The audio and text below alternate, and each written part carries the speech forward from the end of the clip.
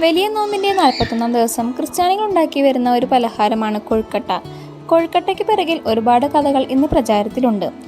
ശർക്കരയിലും പഞ്ചസാരയിലും ഒക്കെ ഉണ്ടാക്കുന്ന ഈ കൊഴുക്കട്ട നമുക്കൊന്ന് ഉണ്ടാക്കി നോക്കിയാലോ?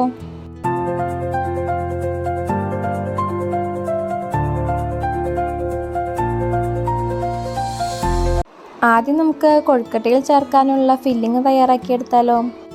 ഞാനിവിടെ പഞ്ചസാരയിലും ശർക്കരയിലും ഉണ്ടാക്കുന്നുണ്ട് കേട്ടോ. അപ്പോൾ അതിനാവശ്യമായ നാളികേരം ഇവിടെ ചിരകി വെച്ചിട്ടുണ്ട്. ശർക്കര പൊടിച്ചാണ് കേട്ടോ ഞാൻ ചേർക്കുന്നത്. കുറച്ച് ഏലക്കാപ്പൊടി എടുത്തിട്ടുണ്ട് കേട്ടോ.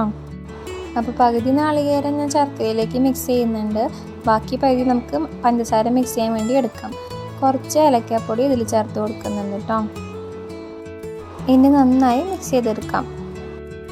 വലിയ നോമ്പിൻ്റെ ആദ്യ 40 ദിവസം കർത്താവ് നോമ്പ് നോറ്റതിനെ സ്മരിച്ചും പിന്നീടുള്ള 10 ദിവസം കർത്താവിൻ്റെ കഷ്ടാനുഭവത്തെ സ്മരിച്ചും നമ്മൾ നോമ്പ് നോക്കുന്നു. കർത്താവ് നോമ്പ് നോറ്റ് വിടിയതുപോലെ ക്രിസ്ത്യാനികളും നോമ്പ് നോറ്റ് വിടുകയാണ്. എന്നാൽ പിന്നീടുള്ള 10 ദിവസവും നമ്മൾ പീഡാനുഭവത്തെ ഓർത്ത് നോമ്പ് നിൽക്കുന്നതുകൊണ്ട് നോമ്പിൻ്റെ തീഷ്ണത ഒട്ടും കുറയാതിരിക്കാനാണ് കേട്ടോ നമ്മൾ കൊഴുക്കട്ട ഉണ്ടാക്കി നോമ്പ് വിടുന്നത്.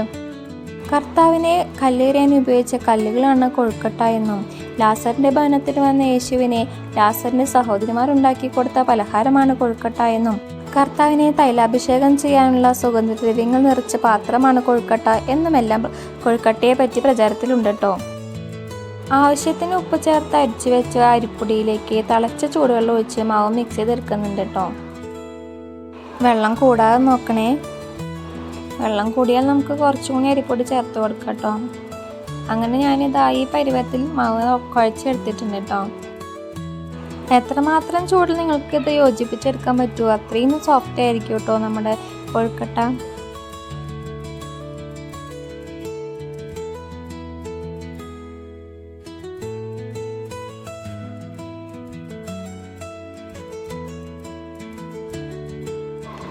കൊഴുക്കട്ടയ്ക്ക് വേണ്ട മാവ് ഞാൻ നല്ലോണം മിക്സ് ചെയ്തെടുത്തിട്ടുണ്ട് കേട്ടോ.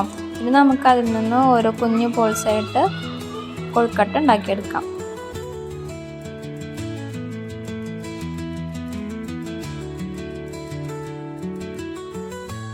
ഇതുപോലെ തള്ളവിരൽ കൊണ്ട് അമർത്തി ബാക്കി 4 വിരലും വെച്ച് അമർത്തി വേണം കേട്ടോ ഇത് ഉണ്ടാക്കിയെടുക്കാൻ വേണ്ടിയിട്ട്. കയ്യിൽ ഒട്ടുപിടിക്കുന്നു തോന്നുകയാണെങ്കിൽ കുറച്ച് വെള്ളം തൊട്ടിട്ട് ഇതുപോലെ ഉണ്ടാക്കിയെടുക്കാം കേട്ടോ.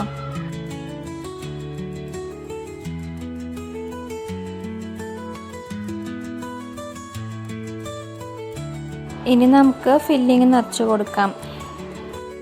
പല ഷേപ്പിലും കൊഴുക്കട്ട ഉണ്ടാക്കുന്നുണ്ട് കേട്ടോ. ചിലർ വഞ്ചി പോലെ ഉണ്ടാക്കും, ചിലർ കല്ല് പോലെ ഉണ്ടാക്കും, ചിലർ അച്ച് വെച്ച് ഉള്ളി പോലെയൊക്കെ ഉണ്ടാക്കുന്നുണ്ട് കേട്ടോ.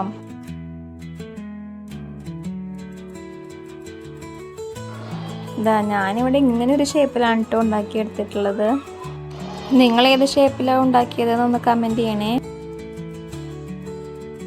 ബാക്കി കൂടി നമുക്ക് ഇതുപോലെ ഉണ്ടാക്കിയെടുക്കാം കേട്ടോ.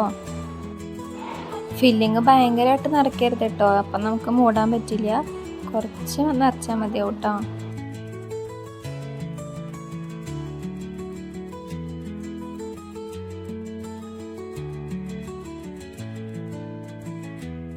ഇനി നമുക്കിത് ഇഡ്ഡലി തട്ടിലോ ആവി പാത്രത്തിലോ വെച്ച് വേവിച്ചെടുക്കാം.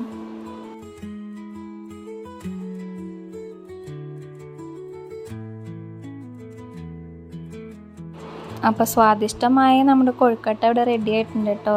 എല്ലാവരും ഒന്ന് ട്രൈ ചെയ്ത് നോക്കണേ. വീഡിയോ ഇഷ്ടമായാൽ ലൈക്ക് ചെയ്യാനും സബ്സ്ക്രൈബ് ചെയ്യാനും മറക്കരുതേ.